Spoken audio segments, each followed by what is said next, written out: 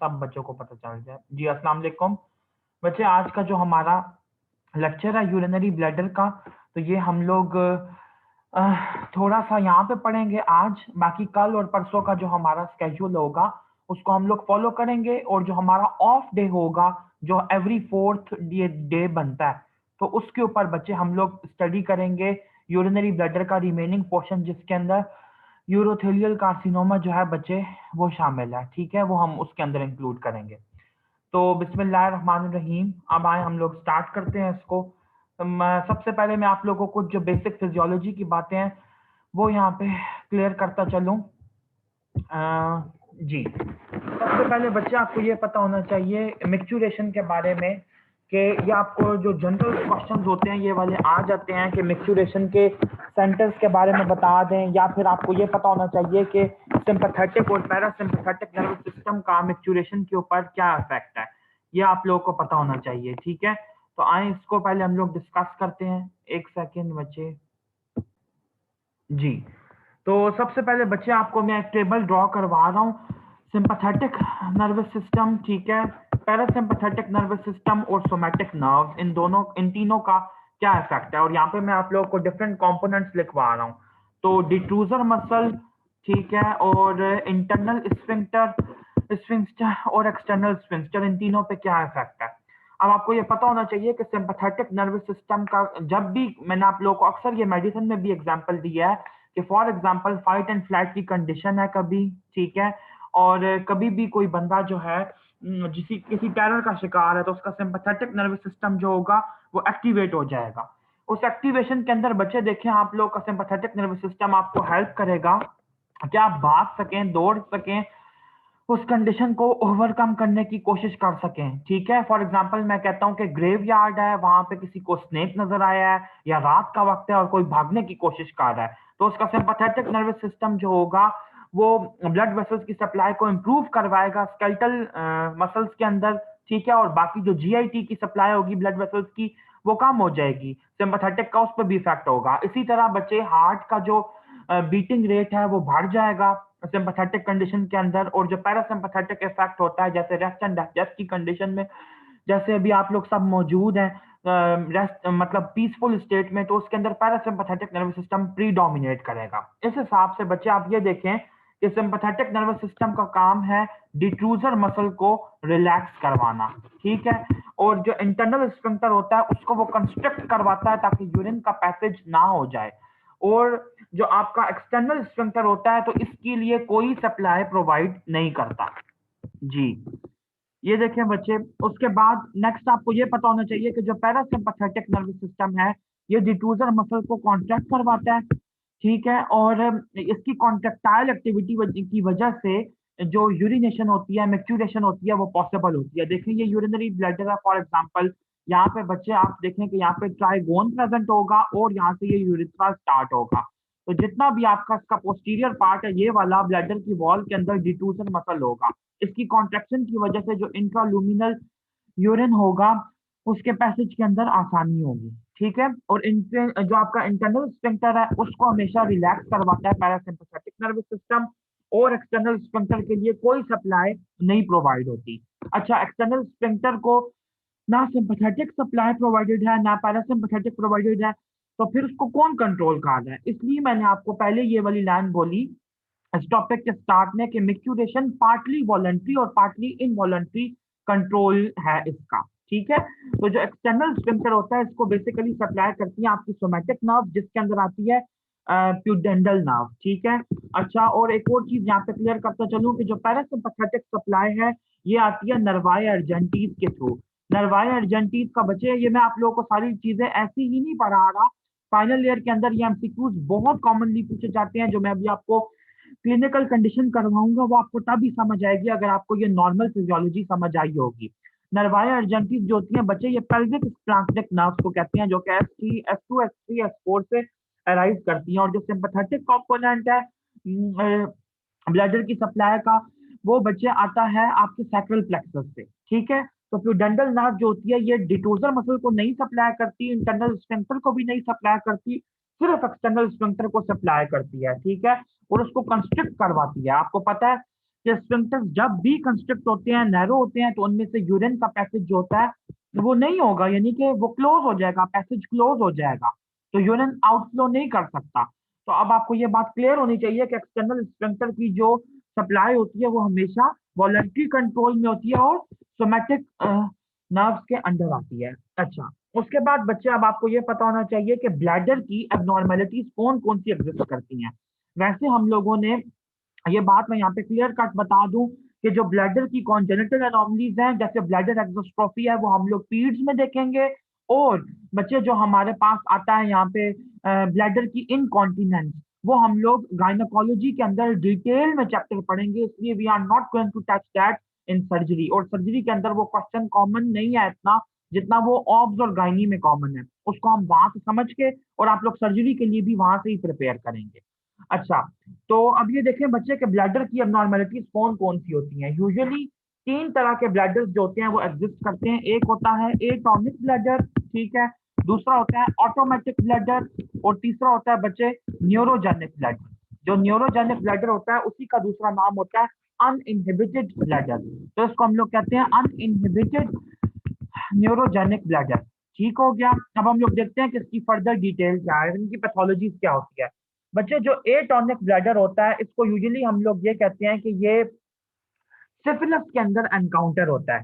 ठीक है, सिफिलिस के अंदर जब बच्चे, पहले इसकी आप कंडीशन या इसकी कॉज जो होती है इसको नोट कर लेना। और सिफिलिस के अंदर बच्चे टर्शरी सिफिलिस की यूजुअली जो स्टेज होती है जिसके अंदर टेबिस डॉर्सालिस हो जाता है। If I am not wrong तो मैं टर्शरी सिफिलिस इसको कह रहा हूँ, जहां तक मुझे याद है, मैं गलत भी हो सकता हूँ।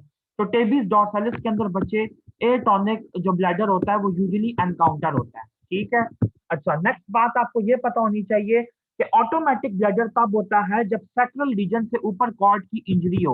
तो मैं यहाँ पे इसको लिख रहा हूँ कि injury of cord above sacral region. ठीक है, इसकी वजह से ऑटोमेटिक ब्लैडर होता है। फिर मैं आपको ये भी बताता हूँ कि इसके अंदर हमें एनकाउंटर क्या होता है, क्लिनिकल प्रेजेंटेशन क्या होती है। और जो न्यूरोजेनिक ब्लैडर होता है इसके अंदर हम लोग कहते हैं कि इनहिबिटरी सिग्नल जो है वो ही ब्रेन से नहीं आ रहे। ठीक है, तो lack of inhibitory signal from brain. ठीक है, मैं सिर्फ इनहिबिटरी लिख रहा हूँ, आप लोग समझ जाइएगा। और जो यूजुअल लीजन इस केस के अंदर मौजूद होता है वो मिड ब्रेन के लेवल के ऊपर यूजुअली इसका लीजन जो होता है वो मौजूद होता है। अच्छा, एक और चीज यहाँ पे बताता चलूं, अक्सर बच्चों को ये समझ नहीं आता कि ओवर एक्टिव जो ब्लैडर होता है या ओवरफ्लो इनकॉन्टिनेंस क्या होती है और अर्ज इनकॉन्टिनेंस क्या होती है। तो सबसे पहले आपको ये पता होना चाहिए कि जो एटॉनिक ब्लैडर होता है इसी को हम लोग कहते हैं ओवरफ्लो इनकॉन्टिनेंस। प्लीज इसको नोट कर लीजिए, ये इंपॉर्टेंट चीज है। ओवरफ्लो इनकॉन्टिनेंस यानी कि ब्लैडर भर के बहना शुरू कर देता है। और सॉरी, और जो अनइनहिबिटेड न्यूरोजेनिक ब्लैडर होता है इसको हम लोग कहते हैं अर्ज इनकॉन्टिनेंस, URGE, यानी कि अर्जेंसी की स्टेट सारा वक्त मौजूद रहती है। ठीक है। अच्छा, अब बच्चे आपको ये बात यहाँ पे क्लियर होनी चाहिए कि जो एटॉनिक ब्लैडर है इसके अंदर टोन नहीं है। ठीक है, टोन का लॉस हुआ हुआ है। नॉर्मली डिफ्यूजर मसल की जो टोन मेंटेन करता है, कॉन्ट्रैक्ट करवाता है उसको, वो पैरासिम्पैथेटिक नर्वस सिस्टम है। तो जब पैरासिम्पैथेटिक नर्वस सिस्टम डिफ्यूजर को कॉन्ट्रैक्ट नहीं करवाएगा तो हमारा जो ब्लैडर होगा वो फ्लैसिड हो जाएगा, बिल्कुल ढीला ढाला हो जाएगा। और जब उसके अंदर यूरिन भरेगा तो वो देखिए, मैं आपको एग्जांपल ये देता हूँ। फॉर एग्जांपल, अगर ये एक बीकर है और इसके अंदर ये एक ओपनिंग क्रिएट है जिसके जरिए बाहर निकल सकता है जो भी फ्लूइड हम डालेंगे, तो जब तक इसके अंदर फ्लूइड इतना इतना रहेगा वो बह नहीं सकता। ठीक है, लेकिन जब वो इस लेवल पे आएगा जिस जगह पे ओपनिंग मौजूद है तो तब वो बहने लग जाएगा। इसको हम कहते हैं ओवरफ्लो इनकॉन्टिनेंस, यानी कि डिफ्यूजर मसल का पैरालिसिस हुआ हुआ है, वो खुद कॉन्ट्रैक्ट नहीं करवा सकता ब्लैडर को। ठीक है, और खुद यूरिन को पुश नहीं कर सकता।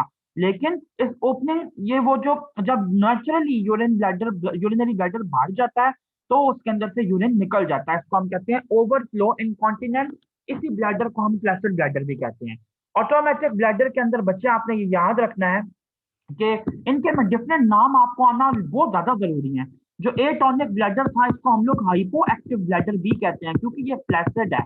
और जो ऑटोमेटिक ब्लैडर होता है इसको हम लोग हाइपर एक्टिव ब्लैडर भी कहते हैं। ठीक है, अब हाइपर एक्टिव ब्लैडर की पैथोलॉजी बच्चे इसके अंदर ये मौजूद है कि जो आपका सिंपैथेटिक नर्वस सिस्टम होता है वो यूजुअली डिफ्यूजर मसल को रिलैक्स करवाता है। जब डिफ्यूजर मसल बच्चे रिलैक्स नहीं हो पा रहा तो इसका मतलब है वो कॉन्टिन्यूअसली अनअपोज्ड कॉन्ट्रैक्शन में रहेगा डिफ्यूजर मसल, क्योंकि पैरासिम्पैथेटिक नर्वस सिस्टम सारा वक्त उसको कॉन्ट्रैक्ट करवा ही रखेगा और सिंपैथेटिक सिंपैथेटिक नर्वस सिस्टम उसके ऊपर एक्ट नहीं करवा रहा उसको रिलैक्स करवाने के लिए। तो आप ये देखें कि आप लोग लिखेंगे कि सिंपैथेटिक नर्वस सिस्टम का जो नॉर्मल फंक्शन होता है डिफ्यूजर की रिलैक्सेशन करवाना, उसके ऊपर मैं क्रॉस डाल रहा हूँ, वो इम्पेयर्ड हुआ है। ठीक है, तो इस ब्लडर को हम लोग हाइपर एक्टिव ब्लडर कहते हैं क्योंकि वो सारा वक्त कॉन्ट्रैक्टाइल स्टेट के अंदर रहता है। और अगर यूरिनरी ब्लडर के अंदर थोड़ी सी भी माइन्यूट अमाउंट भी आए यूरिन की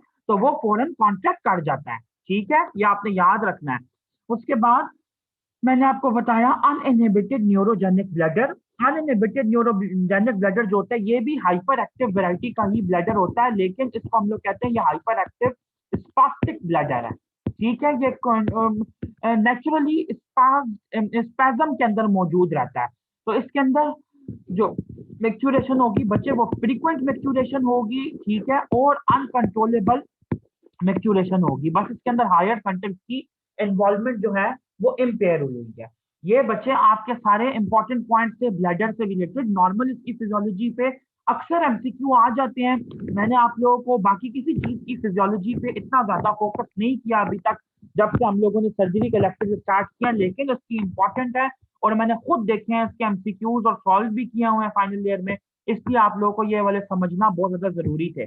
अच्छा जी, अब हम लोग बच्चे अपने मेन टॉपिक पे आते हैं। तो कुछ आप लोगों को इंपॉर्टेंट बातें पहले बता दूं कि नगेट्स वाले पॉइंट आप ये समझ लें कि आपके जो की पॉइंट्स मैं बताता होता हूँ उसमें से कुछ हैं ये कि ऐसा कौन सा पैरासाइट है जो कि नोटोरियस है यूरिनरी ब्लैडर का कार्सिनोमा कॉज करवाने के लिए। आपको पता है कि जो पैथोजेंस होते हैं वो बहुत कम इंड्यूस करवाते हैं, मतलब ब्लैडर किसी भी ऑर्गन का कैंसर, लेकिन कुछ माइक्रो ऑर्गेनिजम्स होते हैं जो कि करवा सकते हैं, जिसके अंदर कुछ पैरासाइट्स भी आते हैं, जैसे जिसका नाम है शिस्टोसोमा हीमाटोबियम। ठीक है, शिस्टोसोमा हीमाटोबियम होता है that is notorious to haematobium that is notorious to cause bladder cancer. दूसरा आपका एमसीक्यू है कि पैरासिटिक कॉज की वजह से जो ब्लैडर कैंसर होता है उसकी वैरायटी क्या होती है एस्ट्रोलॉजिकल, तो that is squamous cell carcinoma. ठीक है, मोस्ट कॉमन ब्लैडर कैंसर कौन सा है बच्चे एस्ट्रोलॉजिकली, ये भी आपको पता होना चाहिए। हम कहते हैं यूरोथेलियल कैंसर या ट्रांजिशनल सेल कार्सिनोमा।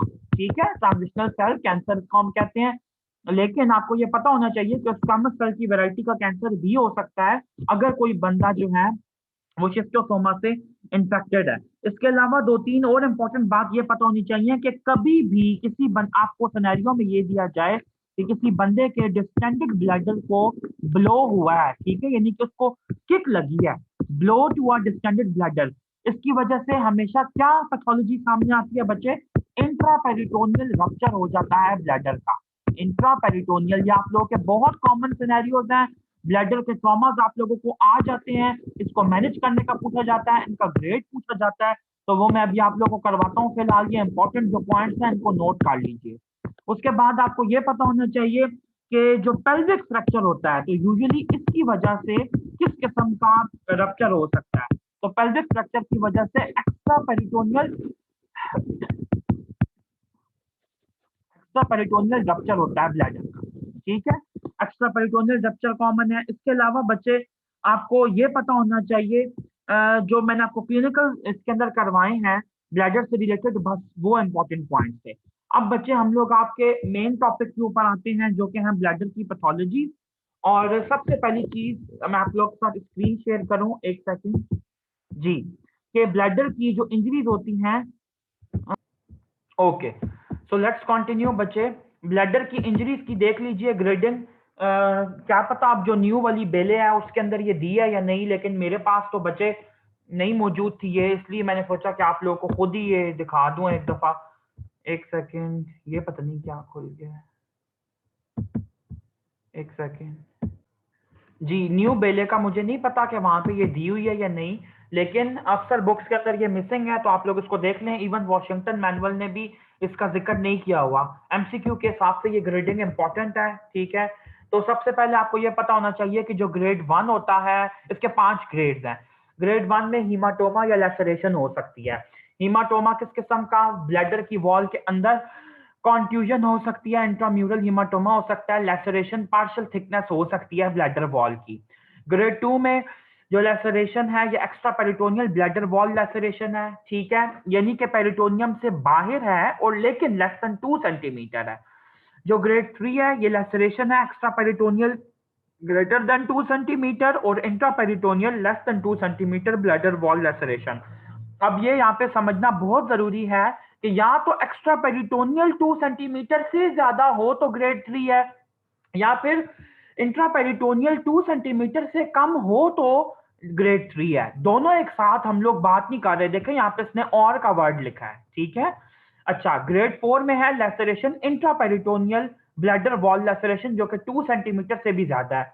एक बात याद रखिएगा एक्स्ट्रा पेरिटोनियल और इंट्रा पेरिटोनियल के कॉन्टेक्स्ट में कि जो एक्स्ट्रा पेरिटोनियल इंजरीज होती हैं वो लेस सिवियर होती हैं और जो इंट्रापेरिटोनियल इंजरीज होती हैं ब्लैडर की वो ज्यादा सिवियर होती हैं, उनकी मैनेजमेंट डिफरेंट होती है और डिफिकल्ट होती है। इसी वजह से हमने इंट्रापेरिटोनियल इंजरीज को ग्रेड 4 यहाँ पे दिया है, ठीक है। उसके बाद आपको ये पता होना चाहिए कि जो ग्रेड 5 है लैसरेशन, इसके अंदर लिखा है इंट्रापेरिटोनियल और extraperitoneal bladder wall laceration extending into the bladder neck और यूरिटेरल ओरिफिस, यानी कि ट्राइगोन जो है। आप लोगों को नॉर्मल ब्लैडर का पता है कि फॉर एग्जांपल अगर नॉर्मल ब्लैडर ये है तो इसका जो नीचे वाला नैरो ट्रायंगुलर पार्ट होता है दैट इज ट्रायंगुलर, ठीक है। और इसके अंदर बच्चे आपको पता है कि जो यूरिटर्स होते हैं वो ओपन करते हैं। जिस जगह पे यूरिटर्स यहाँ पे ओपन करते हैं यहाँ पे आपके लॉन्गिट्यूडिनल मसल की एक रिज होती है जिसको हम लोग कहते हैं बार ऑफ मर्सियर, ठीक है। ये ऐसी मैं नॉर्मल एनाटॉमी की यहाँ पे बात बता रहा हूँ। इस लेवल पे आपका जो ट्राइगोन होता है वो स्टार्ट होता है, ठीक है। ये आपका आउटफ्लो पार्ट है यूरिनरी ब्लैडर का। तो यहां तक अगर इंजरी इन्वॉल्व कर जाए तो that is known as grade 5 injury. अब आप लोग ये देखें कि ब्लैडर जो रप्चर होता है इसकी हम लोग इसका आपको परसेंटेज पता होना चाहिए कि एक्स्ट्रा पेरिटोनियल जो होता है वो मोस्ट कॉमन वेराइटी है, ठीक है। और तकरीबन 80% जो केसेस होते हैं वो एक्स्ट्रा पेरिटोनियल होते हैं। जो इनकी कॉजेज थी वो मैं आप लोगों को ऑलरेडी बता चुका हूँ कि इंट्रा पेरिटोनियल तब होता है जब ब्लैडर फिल्ड हो और कोई ब्लो मिले, ठीक है। और एक्स्ट्रा पेरिटोनियल यूजुअली तब होता है जब पेल्विक फ्रैक्चर हो। और एक और बात आपने याद रखनी है कि आइट्रोजेनिक कॉज जो होती है वो भी बन जाती है, जैसे गायनोकोलॉजिस्ट जो होती हैं या ऑब्स्टेट्रिशियंस उनके पास ये केसेस अक्सर डॉक्यूमेंट होते हैं कि they can rupture a bladder if there is some negligence, ठीक है, या आइट्रोजेनिक इंजरी हो जाती है। तो आइट्रोजेनिक इंजरी जो है बच्चे वो एक्स्ट्रा पेरिटोनियल जो है वो ज्यादा कॉमन है कंपेयर टू इंट्रा पेरिटोनियल। ये आपकी बुक की लाइन है। अच्छा, इसके अलावा बच्चे आपको ये पता होना चाहिए कि इन दोनों तरह की इंजरीज को डिफरेंशिएट करना मतलब इतना ज्यादा इजी नहीं है, लेकिन जो पेन की प्रोपेंसिटी है, जो पेन है वो इंट्रापेरिटोन, ये मैं क्लिनिकल फीचर्स बता रहा हूँ। तो इंट्रापेरिटोनियल जो रप्चर होता है उसके अंदर सडन सिवियर पेन होता है, ठीक है। और चूंकि उसके अंदर ब्लीडिंग का चांस भी बहुत ज्यादा होता है तो पेशेंट को सिनकोपी हो सकती है। और ये जो मैंने सडन लिखा है ये सडन सिवियर पेन है। इसके अलावा आपको ये पता होना चाहिए कि पेशेंट की डिजायर जो होती है मिक्चुरेट करने की वो बिल्कुल खत्म हो जाती है, ठीक है। और जो एक्स्ट्रा पेरिटोनियल होता है बच्चे इसके अंदर भी पेन होता है लेकिन पेन की प्रोपेंसिटी उतनी ज्यादा नहीं होती। तो क्लिनिकल फीचर्स बहुत अच्छा तरीका नहीं है इन दोनों इंजरीज को डिफरेंशिएट करने का, रादर कि हमें इन्वेस्टिगेशंस पे रिलाय करना पड़ता है इनको डिफरेंशिएट करने के लिए। अब आपको ये भी पता होना चाहिए कि यूजुअली जो हम इन्वेस्टिगेशन इनके लिए करवाते हैं वो 3 होती हैं। एक होता है सीटी, नंबर 2 के ऊपर आता है प्लेन एरेक्ट एक्सरे, ठीक है। अब मैं आपको बताता हूँ कि ये मैंने 1 2 3 के हिसाब से क्यों लिखा है। और जो नंबर 3 के ऊपर आता है दैट इज इंट्रावीनस यूरोग्राफी।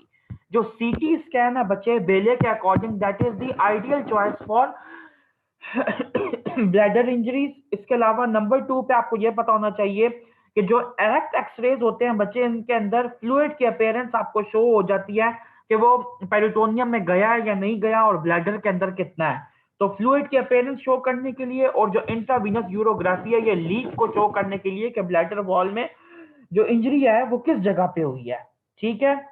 इसके अलावा बच्चे आपको ये पता होना चाहिए कि ठीक है इसके अलावा बच्चे अब हम लोग आते हैं कि इसकी इम्पोर्टेंट जो मैनेजमेंट है वो क्या है। सबसे पहले यहाँ पे मैं एक छोटे से जो 2 पॉइंट्स यहाँ पे बेले ने मेंशन किए हैं उनको मैं समराइज कर दूं, फिर मैं आप लोगों को डिटेल में इसकी बताता हूँ फर्दर डिटेल्स। कि जो ब्लैडर ट्रॉमा होता है उसको अगर आपने मैनेज करना है तो 2 प्रिंसिपल्स को आपने याद रखना है।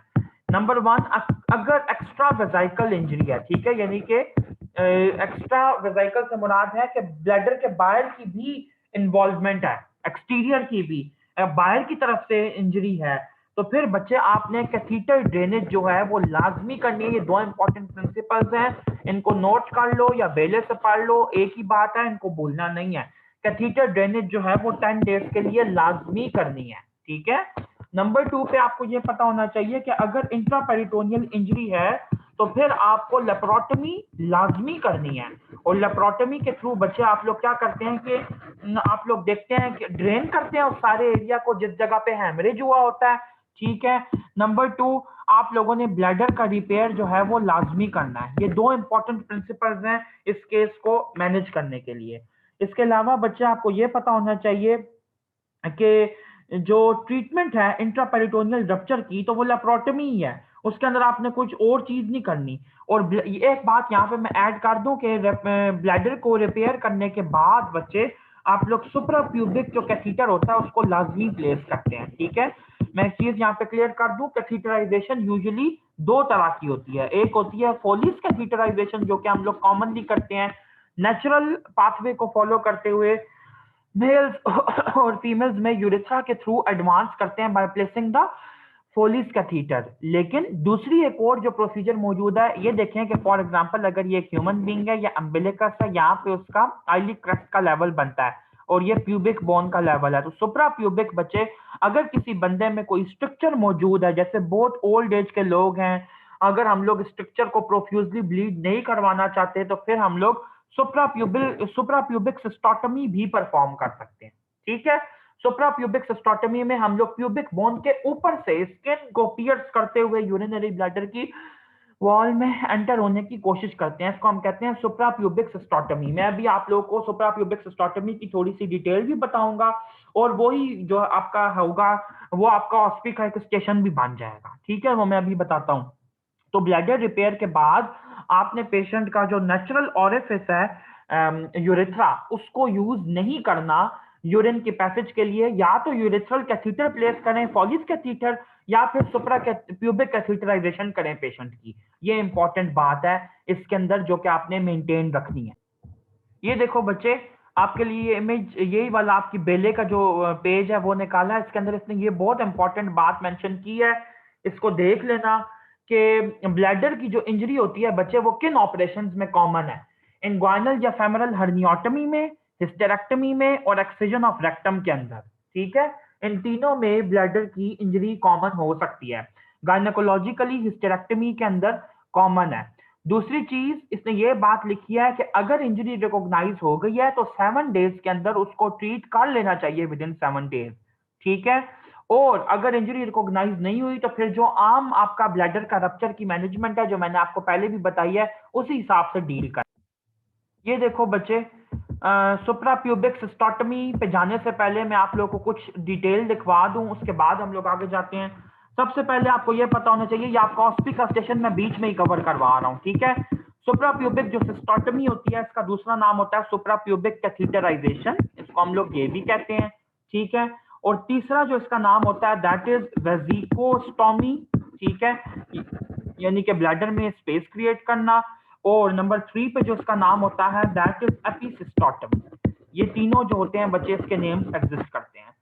उसके बाद बच्चे आपको ये पता होना चाहिए कि बहुत डिटेल में आपको प्रोसीजर नहीं भी आता दैट्स गोइंग टू वर्क, लेकिन कुछ ना कुछ बेसिक इंडिकेशंस कॉन्ट्रा इंडिकेशंस पता होनी चाहिए।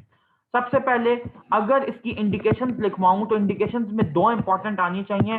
फेल्ड यूरिथ्रल कैथीटराइजेशन, अगर किसी बंदे के अंदर हम लोग यूरिथ्रल कैथीटराइजेशन नहीं कर पाए तो फिर उसके अंदर हमें यूरिन को ड्रेन करने के लिए सुप्राप्यूबिक सिस्टोटमी करनी पड़ती है। नंबर 2, लॉन्ग टर्म यूजेज जो होता है उसके लिए हम लोगों को ये करनी पड़ सकती है, ठीक है। जैसे लॉन्ग टर्म यूजेज यूजेज किसके अंदर है, अगर किसी पेशेंट को कंप्लेंट है जैसे कॉन्जेनिटल बच्चे जो होते हैं हाइपोस्पेडियस के साथ जो जिनकी बर्थ होती है उनके अंदर हमें ये प्लेस करना पड़ सकता है। ठीक है, इसके अलावा जिनको रिकरेंट यूटीआई होने का चांस होता है उनके अंदर भी हमें सुप्राप्यूबिक जो सिस्टोटमी होती है वो करनी पड़ सकती है, लेकिन ये बड़ी लेस कॉमन इसकी इंडिकेशन है। उसके बाद बच्चे आप ये देखो कि इसकी कॉन्ट्राइंडिकेशन कौन कौन सी हैं। ठीक है, कि सबसे पहले तो ये है कि आप ब्लैडर कैंसर को रूल आउट करें। ठीक है, उसको उस केस के अंदर आप लोग नहीं कर सकते। क्यों? क्योंकि ब्लैडर कैंसर एक ऐसा फिनोमेना है जिसके अंदर हेमरेज हो सकता है, हीमाचूरिया हो सकता है, क्लॉटिंग हो सकती है। तो कभी भी अगर वो हेमरेज होगा तो वो उस कैथीटर को ब्लॉक कर देगा। ये रीजन आपको पता होना चाहिए, मैंने बताया अब आपको। ठीक है, एग्जाम में पूछा जाता है, ये रीजन आपको यहाँ पे क्लियर होना चाहिए।